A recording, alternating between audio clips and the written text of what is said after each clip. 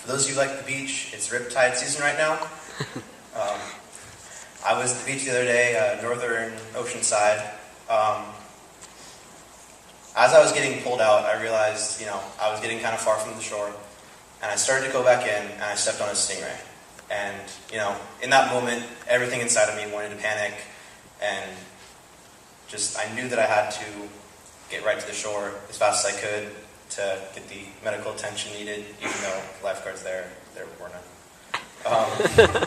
Anyways, the same confidence and the same strength that I had in that momentary panic inside of me is the same confidence that's needed for long-term changes, like the change of transitioning from high school into college, and then going through college. It's going to be a fast couple of years, and then into your career. However, strength and confidence comes directly from the Lord. Does he just suggest that we should? Joshua 1:9 says, "Have I not commanded you? Be strong and courageous. Do not be terrified or discouraged, for the Lord your God will be with you wherever you go." God doesn't just suggest the ways that we live, he commands it. One of the most famous passages of the Bible, Psalms 23:4, says, "For even though I walk through the valley of the shadow of death, I will fear no evil, for you are with me." If we know that we have God by our side, why should we even worry about anything that comes our way? However, God doesn't just say, have confidence and be strong, without giving us specific guidelines of how to live our life. He also tells Joshua, before Joshua 1:9, "Do not let this book of the law depart from your mouth. Meditate on it day and night, so that you may be careful to do everything in it. Then you will be prosperous and successful."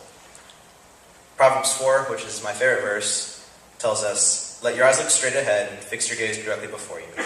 Make level paths for your feet. Do not swerve to the right or left. Keep your foot from evil."